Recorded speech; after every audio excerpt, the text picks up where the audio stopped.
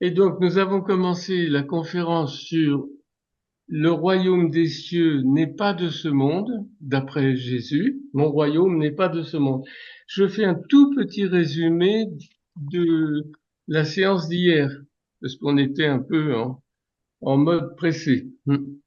Alors, nous avions commencé par dire, le premier point, le royaume de Dieu est annoncé par Jean-Baptiste et Jésus. Donc, j'avais fait référence au prophète Isaïe qui éclaire la question. Alors, j'espère que tout le monde se souvient. Ensuite, j'avais traité du royaume de David comme figure du royaume de Dieu, et ça pose le problème des analogies. Et donc, j'avais traité en troisième point l'analogie des royaumes, et je recite cette parole de Jésus. Si, lorsque je vous parle des choses de la terre, vous ne croyez pas, comment croirez-vous quand je vous dirai les choses des cieux? Nul n'est monté aux cieux, sinon celui qui est descendu des cieux, le Fils de l'homme qui est aux cieux. Et comme Moïse a élevé le serpent dans le désert, de même le Fils de l'homme doit être élevé, afin que quiconque croit en lui ne périsse pas, mais ait la vie éternelle. Donc ça, c'est la révision d'hier. C'est très important de montrer que Jésus a posé lui-même le fait qu'il y a des analogies entre le langage terrestre et le langage céleste. Le gros problème pour nous, c'est de comprendre justement des mots, des paroles, des expressions qui relèvent de la langue terrestre, donc notre langue ordinaire, et en quoi, par analogie, elles vont nous apprendre des choses sur le monde céleste que nous ignorons a priori. Et nous en étions là en disant que seul Jésus, puisqu'il descend du ciel, il le dit lui-même, peut donner connaissance du royaume des cieux parce qu'il descend des cieux. C'est ce que on voit dans Saint Jean. Et parce que, comme dit Saint Bonaventure, on ne peut faire une analogie que si on connaît les deux termes qu'on compare. Et là, il se trouve que nous, on connaît un terme, à savoir les choses de la terre, et on ne connaît pas les choses du ciel. Ou alors, ce qui est bien pire que d'ignorer, c'est qu'on imagine. Et alors, on va faire de fausses analogies parce qu'on va comparer des choses de notre expérience avec des choses de notre imagination. Alors ça, c'est la meilleure façon, si je peux dire, de ne pas comprendre les évangiles, ni même toutes les écritures saintes. Et donc, nous en arrivions, alors je dis un petit mot aussi sur le fait que par la Providence, j'ai trouvé, on m'a envoyé même, un sermon de Saint Bonaventure qui traite du royaume des cieux. Alors c'était tout à fait providentiel, et j'ai trouvé ce sermon si beau que je me suis dit que j'allais utiliser une partie de ce qu'il disait. La totalité, ce serait difficile, un peu long, et puis c'est le langage du Moyen Âge malgré tout. Mais Saint Bonaventure, c'est le docteur séraphique, qui, contemporain de Saint Thomas d'Aquin, docteur angélique.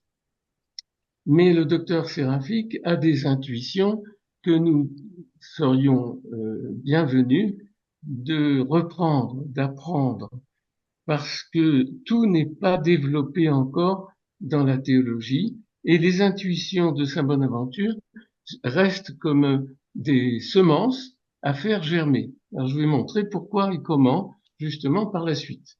Donc j'en arrive au quatrième point, où nous avions terminé hier soir, avec, sur la question qu'est-ce que c'est ce royaume des cieux? Et alors, d'après Saint Bonaventure, et c'est assez étonnant, donc je relis le dernier passage que j'avais cité, donc Saint Bonaventure, le royaume de Dieu n'est rien d'autre qu'une influence divine rectifiant sans exception les jugements de la raison, rassérénant et pacifiant les décisions de nos facultés intérieures, assouvissant ou encore réjouissant les désirs de la volonté.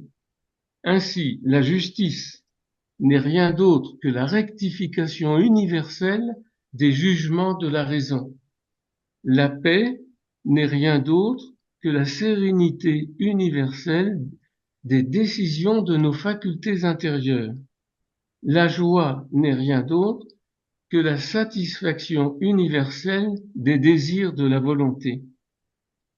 C'est alors que règne le libre arbitre et le royaume de l'âme est totalement pacifié, ce qui ne peut advenir dans le monde présent.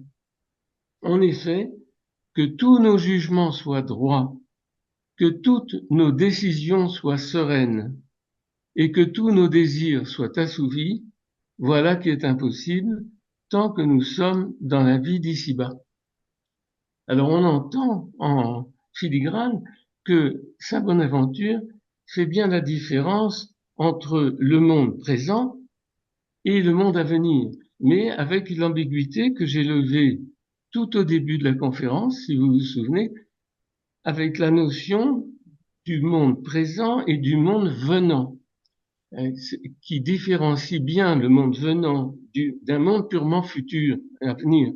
C'est dans le présent même qu'advient des choses qui ne sont pas de l'ordre du monde présent, autrement dit, qui dépassent notre expérience. Si quelque chose nous est donné d'en haut, comme on dit. Mais évidemment, dire ça nous est donné d'en haut, c'est une expression, c'est une image, comme toutes les images que nous rencontrons dans l'Écriture sainte. Donc à chaque fois qu'on rencontre une image, il convient de faire très attention et de se demander, mais est-ce que je comprends de quoi il s'agit? Parce que ça finit par aller de soi et on finit par ne plus réfléchir à un langage qu'on trouve tout fait. Alors nous, notre effort, c'est de dire, mais dans le fond, ça vient d'en haut. Mais qu'est-ce que ça veut dire, venir d'en haut? Alors nous continuons le travail. Alors, je reprends le texte de Saint Bonaventure sur ce royaume de Dieu, et nous voyons avec étonnement, je pense, qu'il s'agit d'une action divine sur les jugements de la raison et sur les désirs de la volonté. Donc ce qui nous constitue en personne, et chacun d'entre nous, ce qui nous constitue comme personne humaine, c'est justement d'avoir une intelligence et une volonté libre, quand elle est libre, parce que souvent elle est aliénée, disons, à l'opinion dans laquelle nous naissons. Nous naissons en Égypte, tous, mais il faut être libérés. Alors comment l'influence divine rectifie-t-elle nos jugements? Alors il y a une seule réponse, par l'enseignement analogique donné dans les paraboles. Je rappelle que les paraboles, en hébreu, ça se dit machal, en araméen matelas. Mais machal, c'est un verbe aussi, c'est un substantif et un verbe. En tant que verbe, ça veut dire gouverner. Et donc, on a vu qu'un roi, dans un royaume, il faut un roi, il faut un peuple, il faut des lois. Alors, comment, dans le royaume des cieux, gouverne-t-on? Eh bien, on gouverne par les machals, les meshalim, les comparaisons. Ces comparaisons vont donner un certain ordre dans la pensée et rectifier nos jugements sur le monde, sur notre propre expérience. Et c'est cette rectification que nous allons essayer de voir. Alors revenons à cette affirmation du docteur Séraphique. Le royaume de Dieu n'est rien d'autre qu'une influence divine rectifiant sans exception les jugements de la raison. Alors, comment Jésus peut-il régner en nous? Il règne dans notre intelligence, puis dans nos décisions, et enfin dans nos désirs, parce qu'il y a un certain ordre. Et comme dit saint Thomas d'Aquin, d'ailleurs le docteur angélique, on ne peut pas aimer ce qu'on ne connaît pas. Donc il faut d'abord connaître. Et le problème de la connaissance, justement, c'est que tout était déjà établi en nous avec la vie dans le monde. Nous naissons dans un contexte culturel, psychique, intellectuelle et tout ça nous est donné et on se débrouille dans la vie avec ça. Alors on fait de grandes études, ou on n'en fait pas, mais on se débrouille. On finit par mourir. Mais entre-temps, est-ce qu'il n'y a pas des choses à rectifier dans l'opinion que nous nous formons des choses? C'est le travail de l'intelligence. Alors, comment ça peut se passer? Comment notre intelligence peut-elle être soumise à l'influence divine, rectifiant sans exception les jugements de la raison? Vous voyez que ça a à voir avec la raison, le royaume des cieux. C'est ce que Jésus fait, en fait, et nous allons le découvrir après la résurrection, et non pas avant. On va voir pourquoi. On lit dans Saint Luc, chapitre 24, alors il ouvrit leur intelligence pour qu'ils comprissent les Écritures, comme il souffla sur ses disciples en disant, recevez le souffle saint, l'Esprit Saint. Il ouvre leur intelligence. Pour ouvrir une intelligence, il faut qu'elle soit formée et active. C'est comme un appareil là que nous utilisons. Il faut qu'il soit branché.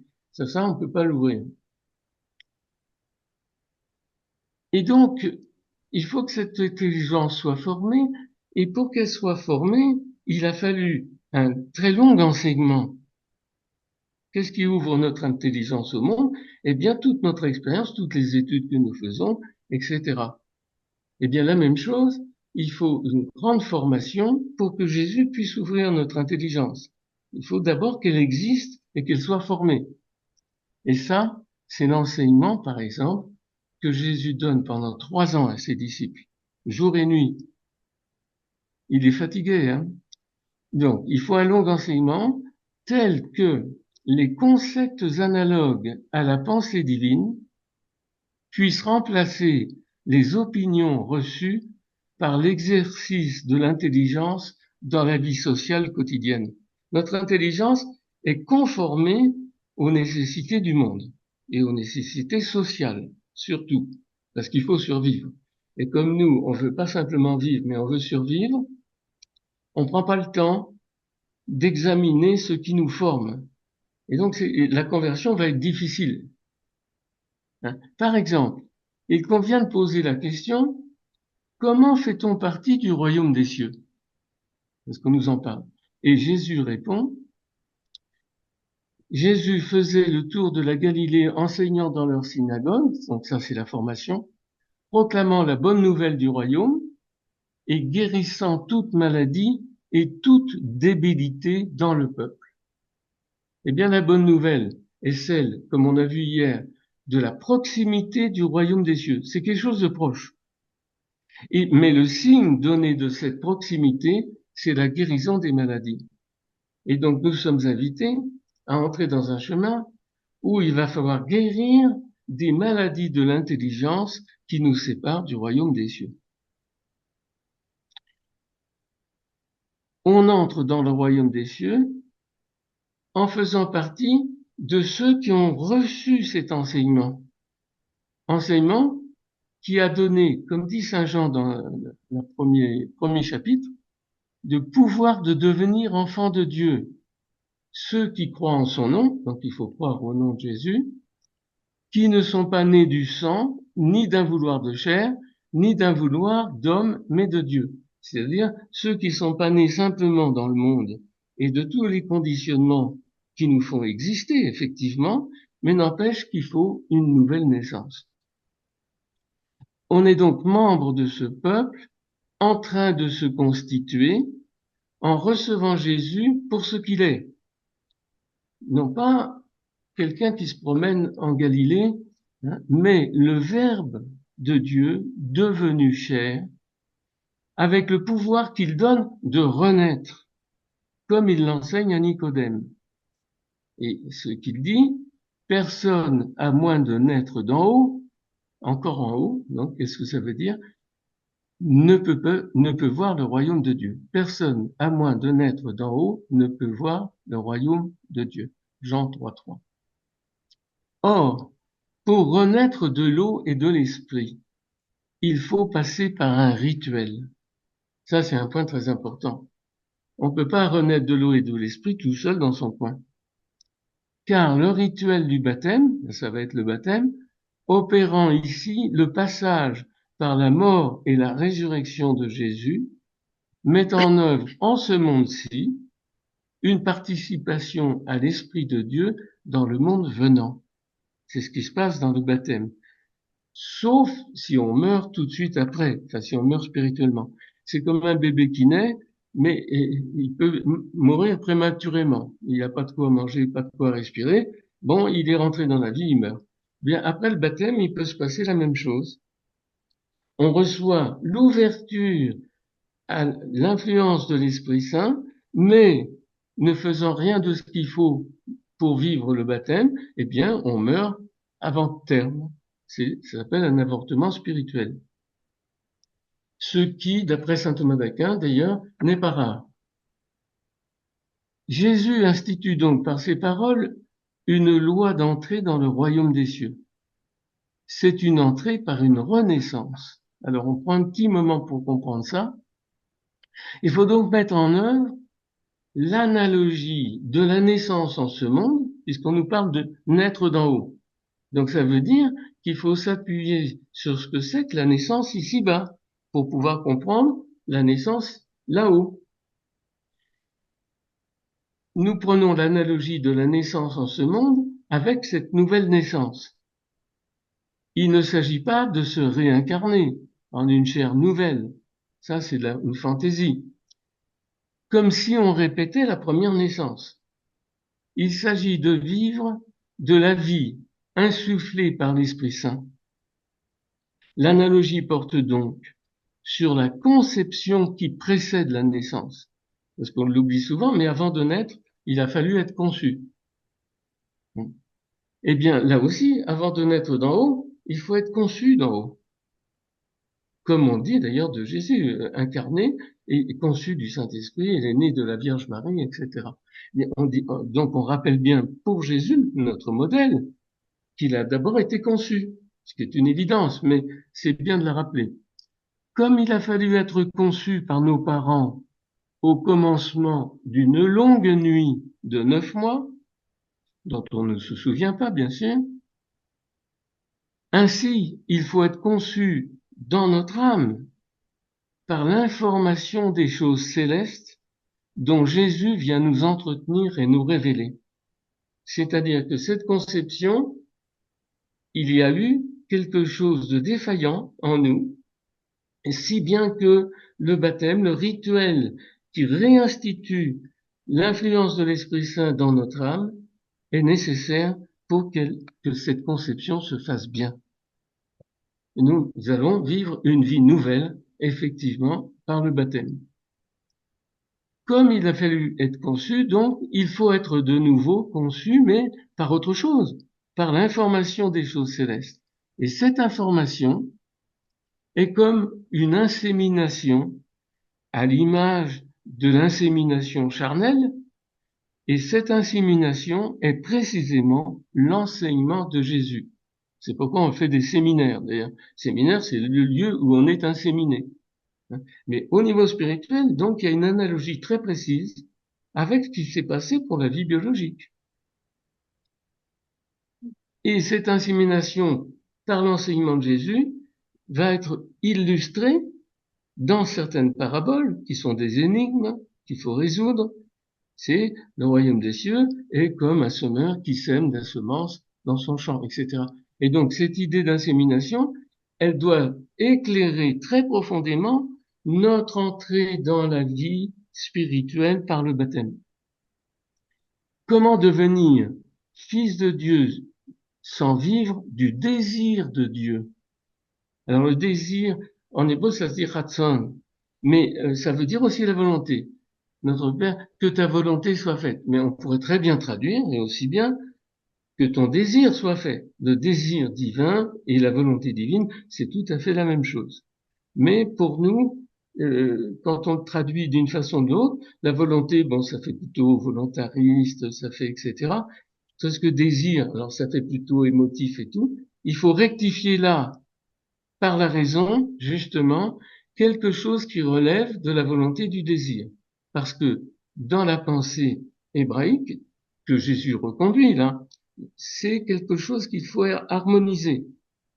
Pour nous, souvent, c'est divisé. Volonté, c'est souvent contraire à notre désir. Notre désir est contraire à notre volonté. C'est pas serein, comme dit Saint Bonaventure.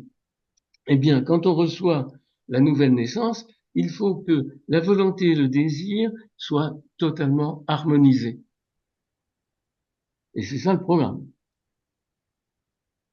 Il faut donc une conversion d'abord du désir. Et comment désirer ce que Dieu désire sans penser ce que Dieu pense? Et ça, c'est nouveau, sauf que c'est dans l'Écriture sainte partout. Alors la preuve, c'est l'enseignement de Saint Paul. Et ça commence par une contemplation. Ô abîme de la richesse et de la sagesse de la science de Dieu. Donc sagesse et science, ça nous dit quelque chose, puisque Jésus est évidemment analogue à la sagesse, on l'a vu avec le serpent. Qu'insondables sont les jugements et impénétrables ses voies. Qui, en effet, a connu la pensée du Seigneur? Non, mais si on pose la question, ça veut dire qu'elle peut se poser aussi. Peut-être que personne n'y arrive, mais on parle de penser la pensée du Seigneur. Ou qui s'est fait son conseiller? Ou qui lui a donné le premier pour devoir être payé de retour? Alors, quelquefois, on prie le bon Dieu en lui donnant des conseils. Hein, tu devrais guérir un tel, non? Mais c'est pas à nous de faire ça. C'est car c'est de lui et par lui et pour lui que sont toutes choses. Donc, Saint Paul rappelle constamment que c'est lui le créateur. À lui la gloire pour les siècles. Amen. Je vous exhorte donc, frères, c'est là où le conseil qui va nous être utile, par les compassions de Dieu, à présenter vos corps en victimes saintes, agréables à Dieu. Et c'est là votre culte rationnel. Alors en général, c'est pas traduit comme ça, parce qu'on a peur, et on met votre culte raisonnable. Bon. Mais il faut comprendre raisonnable, non pas plan-plan, mais ça veut dire selon la raison. Justement, même dans Saint Paul, on parle de ça. Ne vous conformez pas à ce monde-ci. Donc c'est bien le problème. C'est que nous naissons en ce monde et nous n'avons qu'un premier travail, ce qui est de nous conformer à ce monde. Le petit bébé ne peut rien faire d'autre. L'élève ne fait rien d'autre. L'étudiant ne fait rien d'autre. Et l'employé ne fait rien d'autre. Pourquoi? Parce que si on n'est pas conforme à ce monde-ci, eh bien on en est éjecté. Mais Saint Paul dit, alors une chose tout à fait scandaleuse, si on peut dire, ne vous conformez pas à ce monde-ci, mais transformez-vous, voilà la conversion, par le renouvellement de votre intelligence. Donc, Saint Bonaventure connaissait bien Saint Paul, voilà. Renouvellement de votre intelligence pour discerner quelle est la volonté de Dieu, son désir. Pour pouvoir désirer le même désir, il faut être au courant, ce qui est bon et qui puisse être agréé, que tout le monde soit d'accord et parfait. Et donc le renouvellement de l'intelligence se fait par l'apprentissage des analogies du royaume données dans les paraboles. Donc nous abordons le point suivant, c'est, je suis un peu là le cursus que Saint Bonaventure conseille, ubi sit, où est-il ce royaume? Eh bien, je reprends aussi une citation de Saint Bonaventure. Nous devons observer que ce royaume ne se situe pas dans le monde extérieur, mais dans le monde intérieur, car c'est un royaume spirituel, non en bas, mais en haut. Toujours, hein, en haut revient souvent. Hein. Il ne se situe pas non plus dans le monde créé, mais dans les raisons causales, car il est perpétuel et incorruptible. Alors je vais expliquer de quoi il s'agit, mais je termine la citation d'abord. Ce royaume, dis-je, ne se situe pas dans le monde extérieur, mais dans le monde intérieur. C'est pourquoi le Sauveur dit au chapitre 17 de Luc, voici que le royaume de Dieu est à l'intérieur de vous.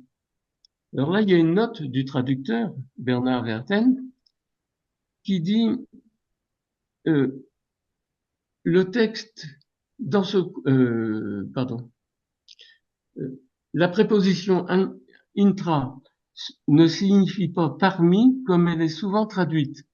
Confusion avec inter, mais à l'intérieur de, au-dedans de. Le texte grec ne dit pas parmi vous, mais en vous, à l'intérieur de vous. Entos, entos humon, à l'intérieur de vous. Et je rajoute, parce que le traducteur traduisait un texte latin, dans la Pshita, laquelle je suis allé voir, c'est exactement le royaume de Dieu est en effet à l'intérieur de vous. Go menkon i. Et donc, ça rectifie certains traducteurs qui disent que le royaume des cieux est parmi nous. Non, il est à l'intérieur de nous. Donc, Bonaventure est d'accord avec la Sainte Écriture aussi. Mais que veut-il dire? C'est toujours Bonaventure. Si ce royaume est à l'intérieur de nous, il semble que ce royaume soit un royaume exigu et étroit. Parce que on va faire les modestes. On dit, ben nous, on est tout petits. Alors, Saint Bonaventure continue. Mais au contraire, il faut examiner comme il est grand. Il y a dans l'âme une quadruple puissance. L'essence, l'imagination, la raison, l'intelligence.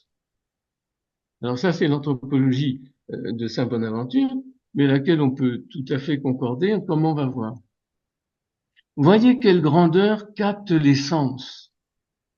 En effet, l'œil, dans le petit cercle de sa pupille, saisirait le monde entier, à ce que disent certains, s'il n'y avait pas des obstacles. L'imagination, deuxième puissance, quant à elle, peut saisir de nombreux mondes tels que celui-ci. Tout ce qu'on fabrique dans les modèles mathématiques, entre autres. La raison, parce que ça relève de l'imagination, hein, la raison saisit au-delà de ce monde, car elle abstrait l'universel, qui est toujours et partout, du particulier qui est ici et maintenant.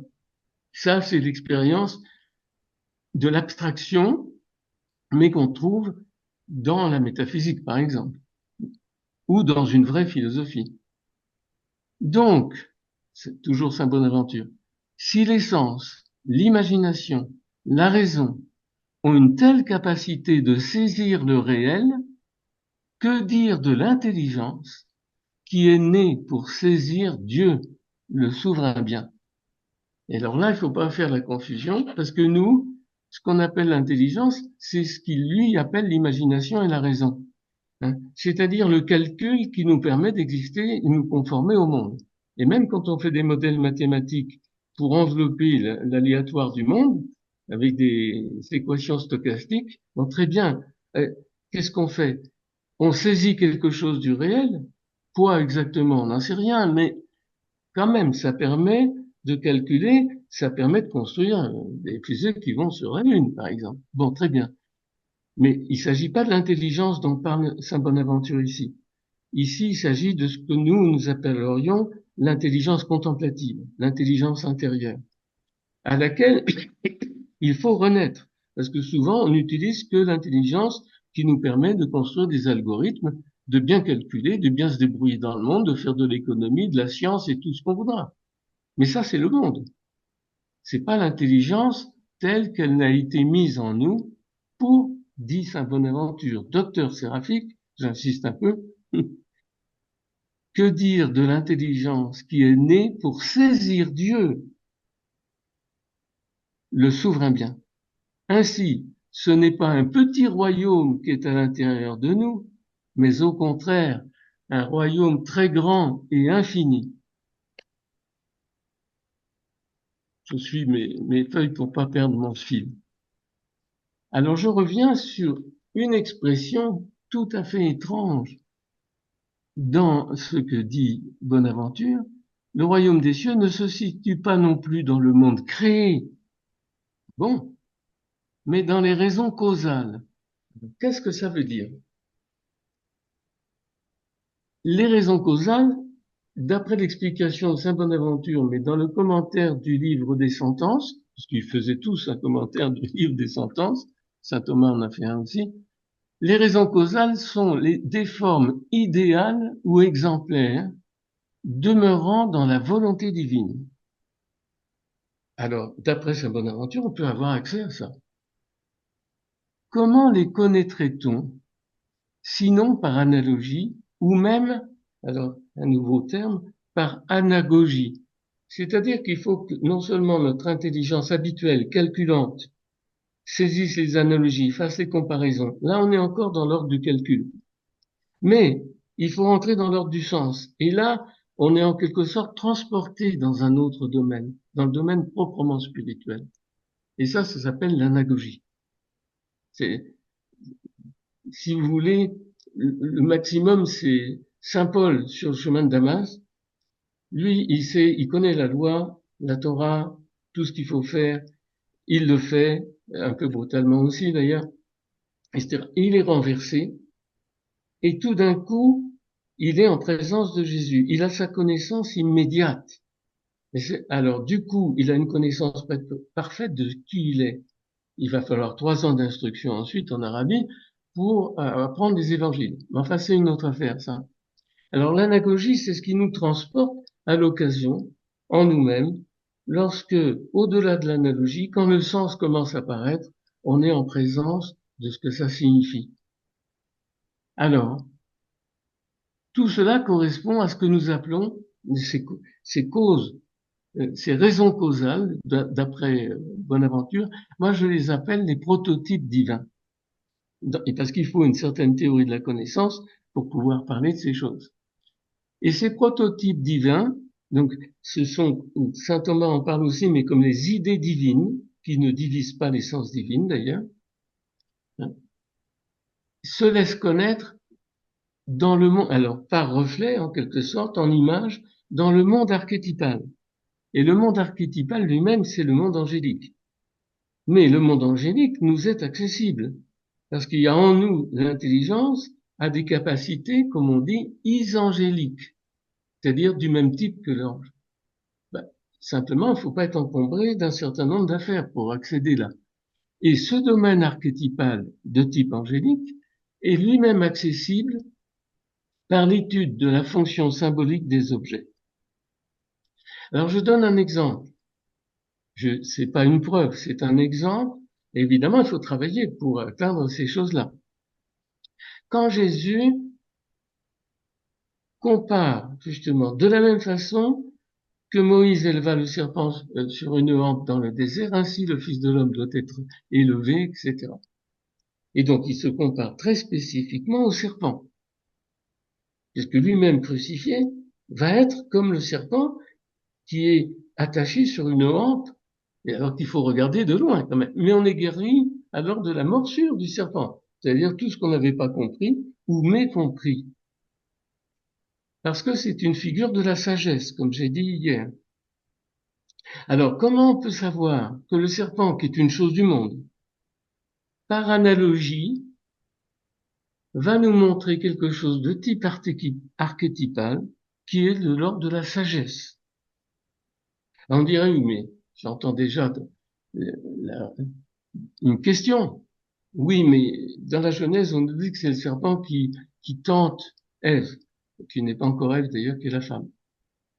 Oui, mais bien sûr. Comment voulez-vous tenter quelqu'un de parfait et d'intelligent, qui est la première Sainte Vierge en quelque sorte? Comment peut-elle être déroutée?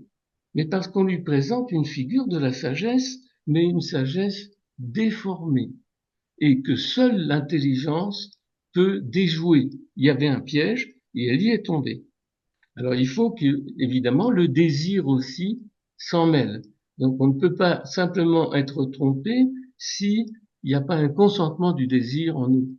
Donc c'est l'intelligence et la volonté qui sont évidemment en jeu dans la tentation. Dans la tentation d'Ève, c'est une tentation d'intelligence, avec un désir déformé. Et donc, le démon se sert de la figure du serpent parce que c'est la figure de la sagesse divine, tout simplement. Mais une sagesse mécomprise. Parce qu'il faut que cette sagesse qui se présente soit comprise par l'homme. C'est sa liberté, c'est son libre arbitre, comme dit saint Bonaventure. Et donc même si on est en présence de la sagesse divine, il se pourrait que nous nous trompions. Il se pourrait que nous n'en voulions pas, consciemment ou inconsciemment. Et c'est tout le problème. Alors comment rectifier toute l'émotion de l'intelligence et du désir pour entrer dans le royaume des cieux? Et il faut faire ce travail. C'est-à-dire que on voit le serpent, on dit oh quelle mauvaise bête ou je sais pas quoi. Non, ça ce sont les opinions du monde. Il faut entrer dans une rectification de la raison qui nous dit non, c'est une figure de la sagesse. J'en ai peur ou pas peur, c'est une autre affaire. Tout objet créé est susceptible de symboliser une forme archétypale. Et c'est pourquoi Isaïe nous dit, vous avez des yeux pour voir, ne voient pas, des oreilles pour entendre et n'entendent pas, un cœur pour comprendre, parce que le cœur c'est le lieu de l'intelligence dans l'écriture, hein, et de la volonté aussi à l'occasion, mais surtout de l'intelligence. Hein. Vous avez un cœur pour comprendre et vous ne comprenez pas, mais parce que vous ne voulez pas comprendre, sinon vous seriez sauvés, comme dit Jésus par ailleurs. Alors, tout objet créé, donc le monde est à notre disposition comme un livre, et ça c'est une pensée de saint Bonaventure aussi. Et cette forme archétypale portée par un ange nous fait participer de l'intention divine dans la création. Donc nous pouvons participer des pensées divines en faisant attention à la figure des choses de ce monde. Et c'est pourquoi toutes les fausses spiritualités vous font fermer les yeux sur les choses de ce monde. Il faut fermer les yeux pour méditer. Non, il faut regarder les choses. Il faut les regarder correctement, c'est ça le problème. Hein. Pas simplement par les sens, pas simplement avec la raison, mais juste l'intelligence qui est faite pour saisir les secrets de Dieu, comme c'est dit dans l'Écriture. Saint Paul enseigne ces choses-là tout à fait clairement. Je cite Saint Paul. La justice de Dieu est révélée en l'Évangile, sous-entendu, de la foi à la foi. Comme il est écrit, le juste vivra par la foi. En effet, la colère de Dieu se révèle depuis les cieux sur toute impiété et l'injustice des hommes. Alors, l'impiété et l'injustice des hommes, si vous avez entendu ce que je viens de dire, c'est pas simplement d'aller voler le voisin. C'est de ne pas regarder le monde pour ce qu'il est. C'est une impiété et une injustice vis-à-vis de Dieu. Dieu nous donne le moyen de connaître sa pensée à travers les choses créées pour que nous accédions à quelque chose qui n'est pas créé, à savoir le royaume des cieux. Alors, sur toute impiété et injustice des hommes, ceux qui tiennent la vérité de Dieu dans l'injustice, c'est bien ça. Tenir la vérité de Dieu dans l'injustice. C'est ce que je viens de dire. Et c'est ce que Jésus dit quand il dit, mon royaume n'est pas ce monde, moi je suis né pour témoigner de la vérité de Dieu. Il est cette vérité de Dieu, mais en tant que Verbe incarné, il est témoin de la vérité de Dieu. Et il va nous transformer en de tels témoins si nous voulons bien. Et donc la colère de Dieu est surtout les gens qui tiennent la vérité de Dieu dans l'injustice, la fausseté. Parce que ce qui peut être connu de Dieu, il s'agit bien de la connaissance de Dieu. Il ne s'agit pas de la morale immédiate. Hein. Ce qui peut être connu de Dieu est révélé en eux, car Dieu le leur a révélé. En effet, les secrets de Dieu, voilà l'expression, depuis la fondation de la création du monde, donc ce sont les choses, hein, sont rendus visibles à l'intelligence, pas à l'intelligence calculante, à l'intelligence contemplative, sa puissance et sa divinité. C'est pourquoi ils sont inexcusables. car connaissant Dieu, ils ne l'ont point glorifié comme Dieu et ne lui ont pas rendu grâce. C'est sûr qu'on n'exulte pas de joie en voyant des cailloux. Eh ben, c'est parce qu'on ne voit pas les cailloux. Parce que sinon, on verrait ce que il montre analogiquement dans le monde archétypal, et justement, ça témoigne de la vérité de Dieu. Mais qui le voit? Et du coup, on peut exulter de joie en regardant le monde, hein. Car connaissant Dieu, ils ne l'ont pas glorifié comme Dieu. Ils sont devenus vains, c'est-à-dire insensés, inconsistants dans leur pensée. Et ça tout commence toujours par la pensée. Et leur cœur sans intelligence, parce que le cœur est le lieu de l'intelligence, s'est enténébré.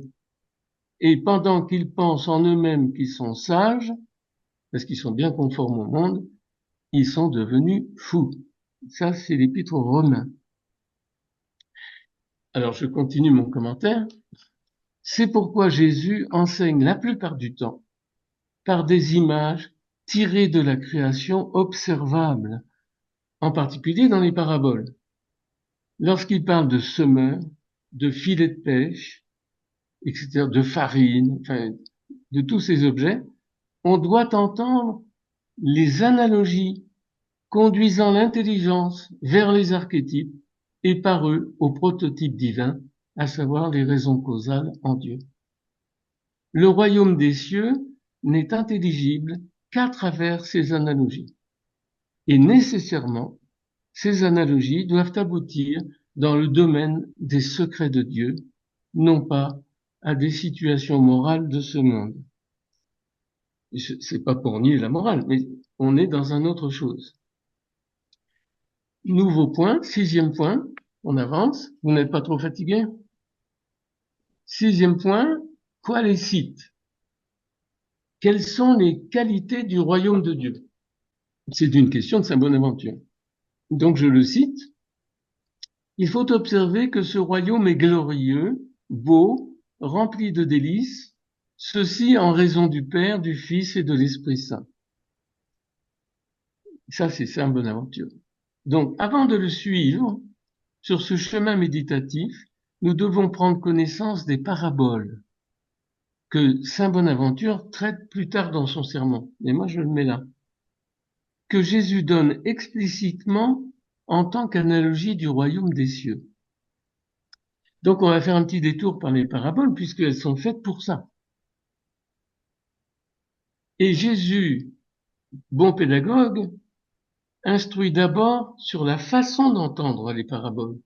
Donc, la première est absolument nécessaire à comprendre, sinon c'est pas la peine de lire les suivantes.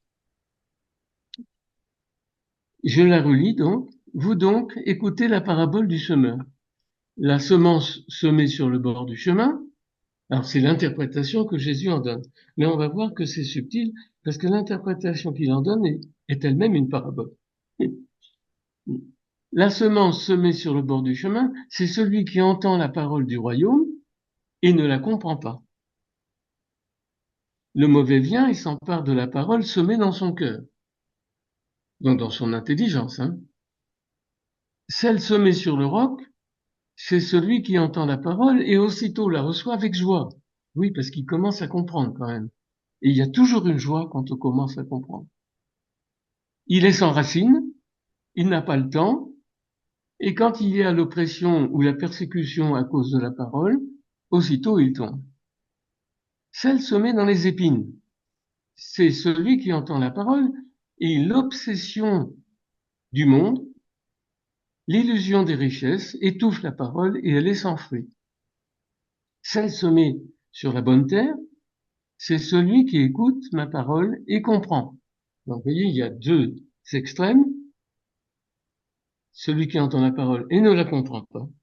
Ça, Après, il y a l'intermédiaire un peu. Et puis, il y a celui qui entend la parole et la comprend. Donc, il s'agit de comprendre.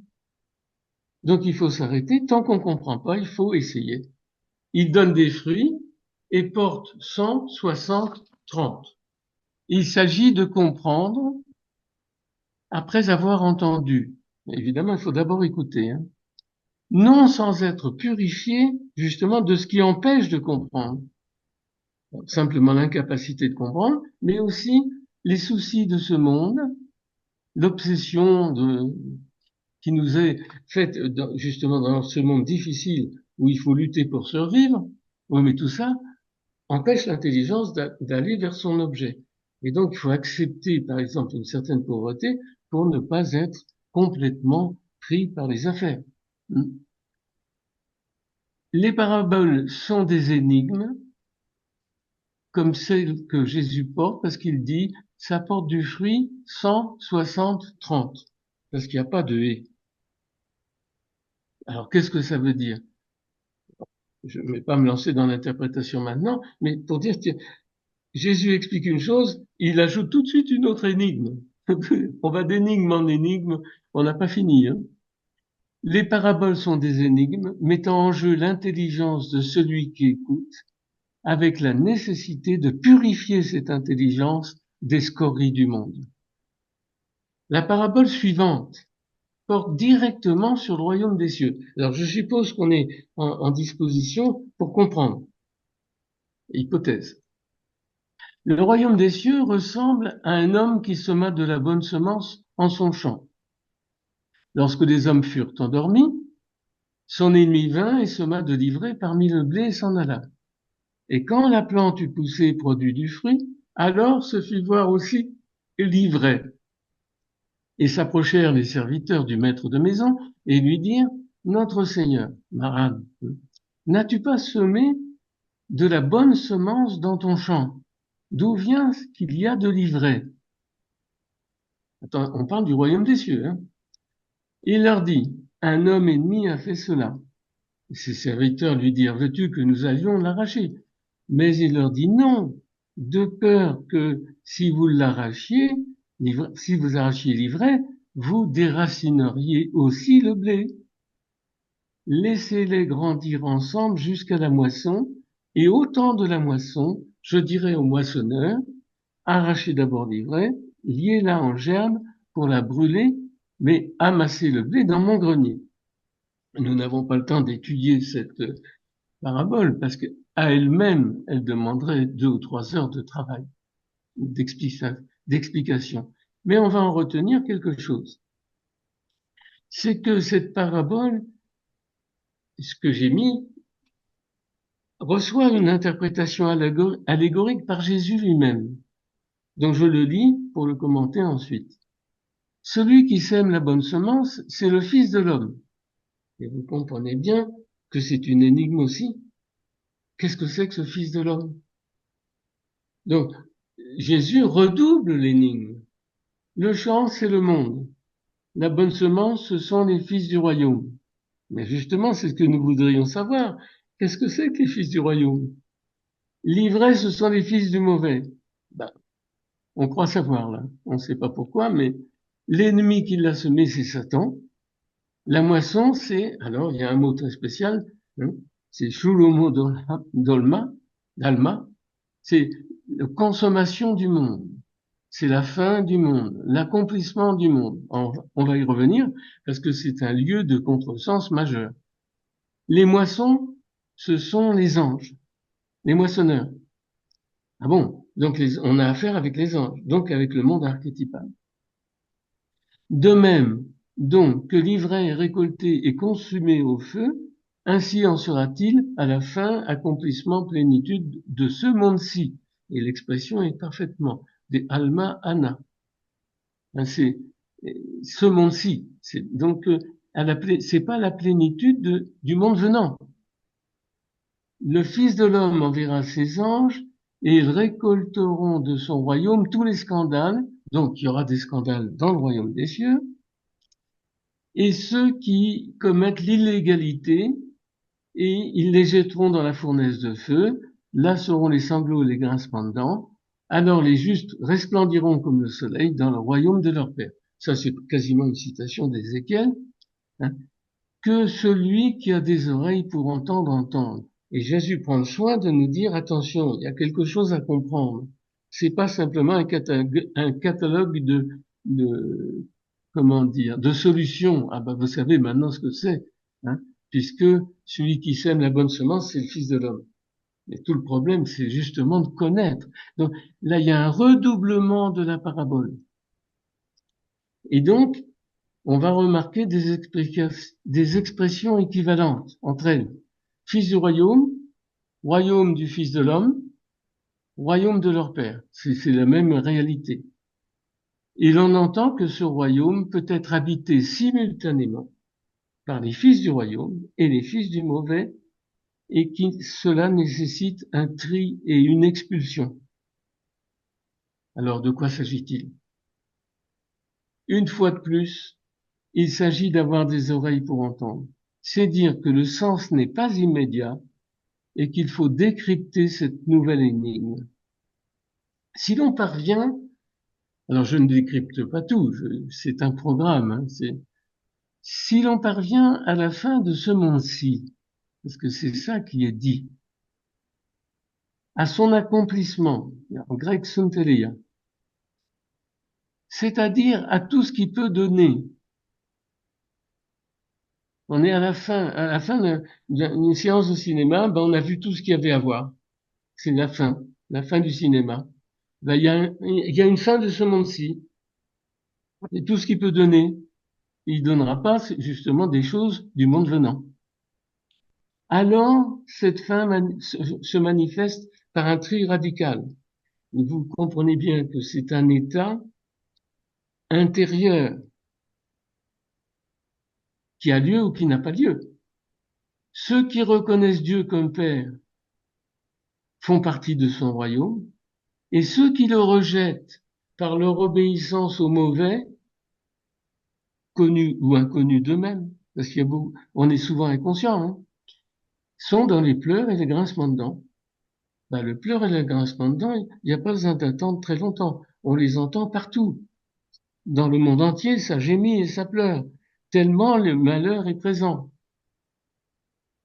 Quel est l'accomplissement Shulomo Olmo, ou d'Alma, si on prononce en A? Eh bien, quand tout est accompli, dans ce monde-ci. Et c'est pourquoi il faut avoir une bonne notion de la différence entre ce monde-ci et le monde venant. Il n'y a plus rien à en tirer. Et voilà l'accomplissement du monde. Il ne peut s'agir d'une fin temporelle du monde créé, maintenant ou dans 25 000 ans. Mais c'est bien l'ouverture quand on arrive là, et apparemment l'écriture dit que tout le monde y arrivera, seulement là se révèle si c'était du bon grain ou de l'ivraie. Et on verra le Fils de l'homme venir sur les nuées avec beaucoup de puissance et de gloire. Problème important d'interprétation. Est-ce que c'est un phénomène cosmique ou est-ce que c'est un phénomène de la vie intérieure? Dans le royaume de Dieu, les fils du mauvais prospèrent en même temps que les fils du Père. Mais la présence du Fils de l'homme, donc c'est Jésus pour nous. Mais c'est Jésus pour nous parce que nous le reconnaissons comme tel. Si on le reconnaît pas comme tel, c'est le doux rêveur galiléen, comme disait Renan. Ben, pour lui, c'était pas le Fils de l'homme, hein. Ou pour Onfray, parti, il a écrit que Jésus n'existait même pas. Donc, dans le royaume de Dieu, alors il se peut que les fils du mauvais prospèrent en même temps. Mais cette présence du Fils de l'homme, elle y est, pour nous, enfin si nous sommes dans la foi en tout cas. Mais c'est précisément l'accomplissement des temps de ce monde-ci. Il n'y a plus rien à attendre de ce monde-ci. Le Fils de l'homme nous est donné. Et comme il dit souvent dans son enseignement, l'heure vient et elle est là. Non, les logiciens un peu primaires disent, ben non, il faut savoir, si l'heure vient, c'est qu'elle n'est pas là. Mais ni, elle vient et elle est là. Mais parce que c'est pas cette logique du calcul. Où l'enseignement de Jésus fait grincer des dents, ça existe déjà, et fait resplendir comme le soleil, et ça existe aussi déjà. Nous allons donc d'image en image, et leur compréhension requiert l'usage constant de l'analogie. Alors, j'arrive au 7e point, il y en a 8. Alors toujours Bonaventure. Ce royaume de gloire n'appartient qu'à ceux qui ont la grâce, sans laquelle il est impossible d'y parvenir. Alors, moi je commente. Il est bien remarquable que l'intitulé des comparaisons à propos du royaume des cieux désigne l'homme, les individus humains, si vous voulez, l'homme comme point de comparaison. Le royaume des cieux est semblable à un semeur, à un homme qui a semé de la bonne semence, à une femme qui met du levain dans sa farine, à un marchand qui cherche des pains, etc., etc. Donc il s'agit toujours d'un bonhomme ou d'une bonne femme, bon, et qui, par analogie, va nous montrer quelque chose qui n'a pas lieu dans ce monde-ci, justement, mais qui est l'irruption du monde venant, de ce monde céleste, en nous-mêmes. Donc ça va changer quand même beaucoup de choses. Et parfois, le royaume est comparé à un objet, mais comme le filet. Mais le filet, il est jeté par des hommes, et après c'est trié par des hommes. Donc il s'agit toujours d'un travail et d'une conception de l'homme.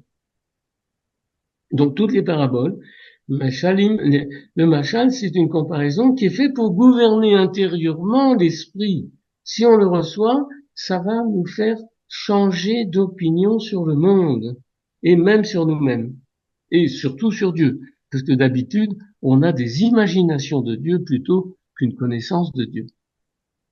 Ce que Jésus affirme dans son discours inaugural, comme on dit, dans les béatitudes, heureux ceux qui ont une âme de pauvre, parce que le royaume des cieux est à eux.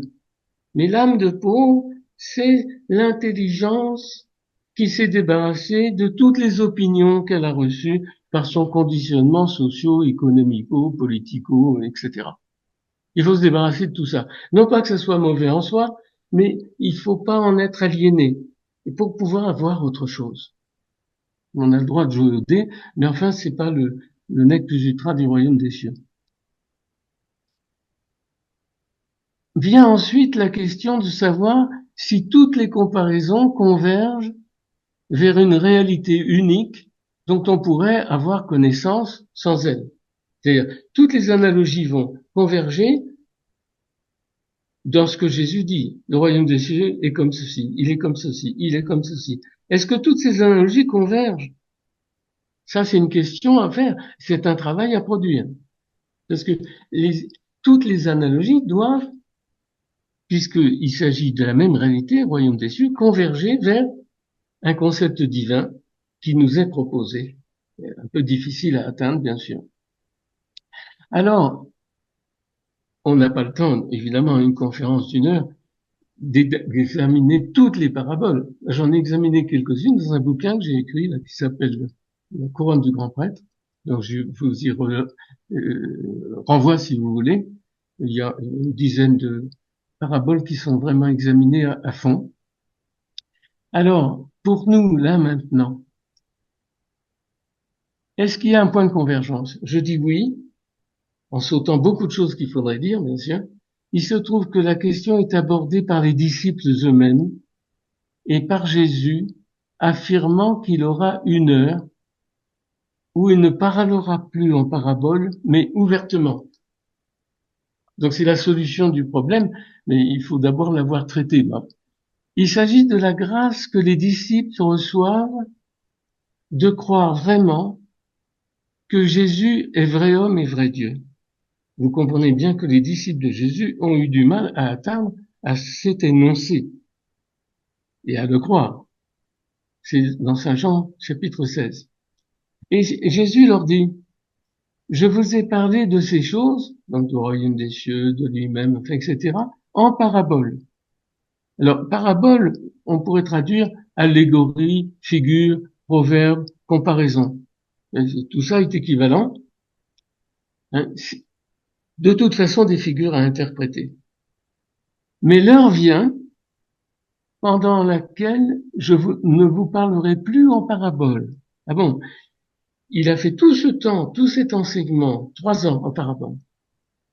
Mais je vous montrerai clairement, Ein Bagle, en araméen, ce qui concerne le Père.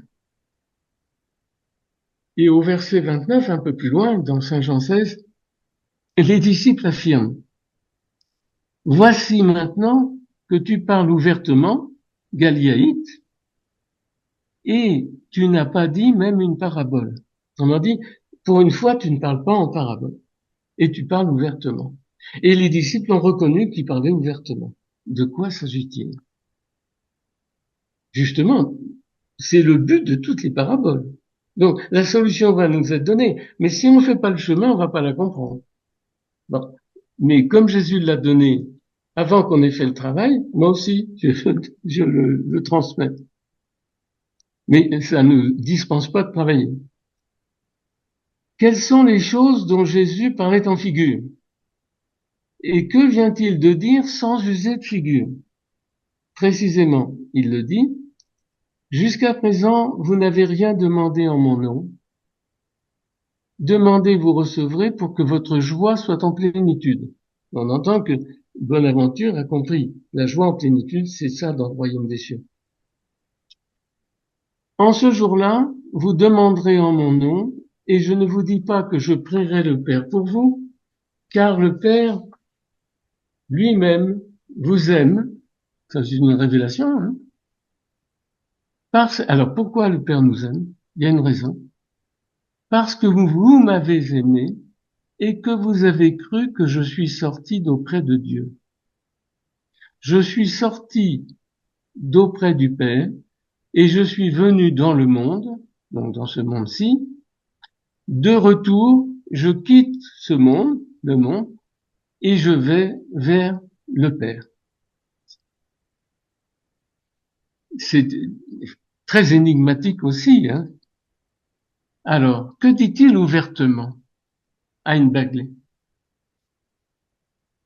Sinon qu'il vient du Père et retourne au Père. Dans l'Écriture sainte, partout, Ancien et Nouveau Testament, quand on parle du Père, il s'agit de Dieu. Donc Dieu, Père, Fils et Saint-Esprit. Il ne s'agit pas d'une hypostase individuée dans la Trinité. Il s'agit de Dieu. Donc, il dit, je viens de Dieu et je retourne à Dieu. Ce qui est absolument nouveau et inaudible si la foi en Jésus n'est pas fermement établie. Car Dieu est un, ça tout le monde le sait, hein. Et la façon de dire le Père, partout dans les Écritures désigne Dieu. Comme Jésus l'a enseigné aux disciples, quand vous priez, dites notre Père. Mais on ne s'adresse pas à l'hypostase Père, on s'adresse à Dieu, Père, Fils et Saint-Esprit. Or, appeler Dieu notre Père n'est pas du tout une évidence, car il est évidemment le créateur de toutes choses et des hommes en particulier.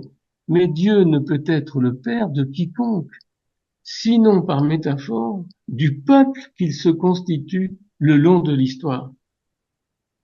C'est pourquoi on dit notre et non pas mon Père, d'ailleurs. C'est que c'est un peuple, nous faisons partie d'un peuple. La grande révélation que Jésus fait ouvertement et sans figure, c'est qu'il sort de Dieu. C'est si difficile à croire que Philippe lui demande, c'est un petit peu avant dans l'évangile, à voir le Père. Montre-nous le Père, ça nous suffira. Et Jésus révèle, celui qui m'a vu a vu le Père. Ah ben ça, c'est pas une parabole. C'est ouvertement. Et c'est encore plus difficile à comprendre. C'est l'ultime révélation de Jésus qui affirme ici sa divinité. Sa figure de fils de l'homme doit s'unir sans confusion avec celle de fils de Dieu et l'incarnation du Verbe se comprendre comme l'inimaginable unité hypostatique du vrai Dieu et du vrai homme. Et je dis bien inimaginable, c'est-à-dire qu'il ne faut pas essayer d'imaginer. Il faut faire pénitence là et suspendre l'imagination. C'est un travail, une ascèse considérable. Donc de façon inimaginable, parce que précisément sans figure et sans comparaison possible. Je vous parle ouvertement, c'est-à-dire il n'y a pas de figure, il n'y a pas d'imagination. Alors il y a quoi? Le terme ouvertement est un peu trompeur dans la traduction. Ein, c'est l'œil, mais c'est aussi la source. Et on pourrait dire à source jaillissante. Il parle à source jaillissante. Un peu comme l'irruption du monde venant dans ce monde-ci, justement. Quand on la voit jaillir du sol, elle était cachée, mais elle, tout d'un coup, tout paraît dans la lumière. C'est une vie jaillissante. Et c'est ça. Qu'est-ce qui jaillit? Là, c'est l'affirmation absolument hallucinante que cet homme est Dieu. Vrai homme et vrai Dieu. Les disciples continuent de voir en Jésus l'homme, un homme parfait, le Messie, le Sauveur, etc., etc. Mais voir Dieu. Jésus explique qu'il sort de Dieu et retourne à Dieu. Parce que son incarnation est une sortie, en quelque sorte, de la divinité. Mais c'est selon ce monde-ci. Saint Léon le Grand, c'est un pape dont il est utile de lire les sermons, explique qu'il ne quitte jamais les cieux ni la terre. Et c'est ce que nous éprouvons dans l'Eucharistie. Notre joie est impérissable. On ne peut connaître le véritable Dieu sans connaître son envoyé Jésus le Messie. Parce qu'il y a des gens qui se figurent connaître Dieu sans connaître Jésus. Mais ils sont dans l'illusion, c'est tout. Et Jésus le dit, la vie éternelle, c'est qu'ils te connaissent, toi, le véritable Dieu, et celui que tu as envoyé, Jésus le Messie. Alors, il faut faire attention au « et ». C'est dans les traductions, c'est le vav euh, hébraïque. Mais ce vav hébraïque peut signifier aussi bien car, mais, en outre, la vie éternelle, c'est qu'ils te connaissent, toi, le véritable Dieu, car c'est celui que tu as envoyé, Jésus le Messie. Il est le vrai Dieu. Et c'est la vie éternelle que de le reconnaître et de le connaître. On ne connaît Dieu qu'en figure, et souvent, hélas, qu'en imagination, ou même en spéculation métaphysique.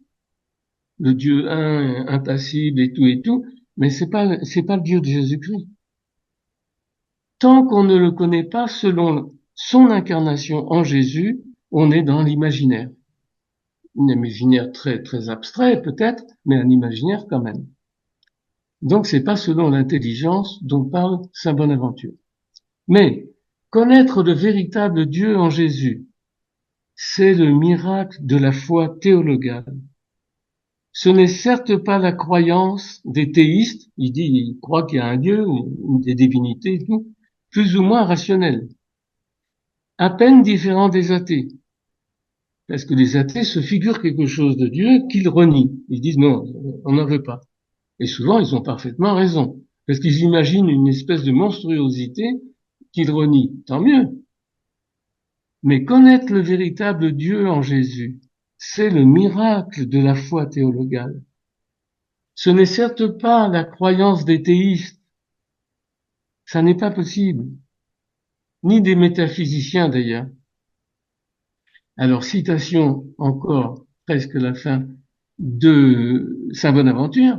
Le royaume de gloire n'appartient qu'à ceux qui ont la grâce, sans laquelle il est impossible d'y parvenir. Et c'est bien pourquoi il faut le baptême. Et cette grâce se donne pleinement dans ce sacrement, ouvrant la possibilité d'une foi réelle et non pas d'une croyance, on croit en Dieu, on vous baptise, vous rencontrez dans la communauté des gens qui croient qu'il y a un bon Dieu. Mais ça n'a rien à voir avec l'évangile.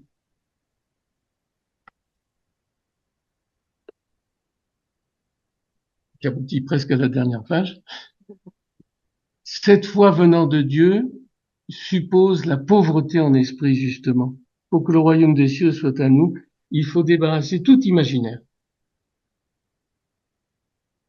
En effet, aucune imagination naturelle, ni pensée rationnelle ne peuvent nous donner la lumière de la foi en Jésus comme incarnation du Verbe. Là, il faut vraiment que Jésus souffle son esprit sur nous et que nous le recevions. Et enfin, dernier point, le royaume de Jésus siégeant à la droite du Père. Eh bien, beaucoup se posent la question du retour du Christ et de l'établissement de son royaume. Et la question est abordée par saint Bonaventure à travers 3 paraboles concernant Jésus, mais en tant que rédempteur. Alors, je cite encore une fois Bonaventure, grand docteur de l'Église. On trouve aussi 3 paraboles par rapport au rédempteur. Une parabole descendant dans le monde, montant au ciel et siégeant à la droite du Père, puis revenant pour le jugement. Et ça, c'est archi classique. Bonaventure. La première a rapport au passé, la deuxième au présent, donc les paraboles, la troisième au futur. Alors là, il s'agit donc d'images de ce monde-ci expliquant des réalités invisibles. Mais c'est des images de ce monde-ci puisque c'est dit au présent, au passé, présent, futur. Donc c'est pas des images du monde venant. Il va falloir transposer. Car, alors, par rapport au Rédempteur descendant dans le monde, on trouve la parabole du roi qui célébrait les noces de son fils au chapitre 22 de Matthieu, où il est dit, le royaume des cieux est semblable à un roi qui a préparé des noces pour son fils. Alors, saint Bonaventure lui-même s'appuie sur une tradition antérieure qui est la glossa interlinéaire, c'est-à-dire un compendium de citations des pères. Glose ainsi ce texte, le roi, c'est Dieu le Père, qui a préparé des noces, qui a uni l'Église à son Fils par le mystère d'incarnation. Quant à la chambre nuptiale, ce fut le ventre de la Vierge. Par rapport au Rédempteur montant au ciel, on trouve la parabole de l'homme de haut rang au chapitre 19 de Luc. Un homme de haut rang partit dans un pays lointain pour prendre possession d'un royaume puis revenir.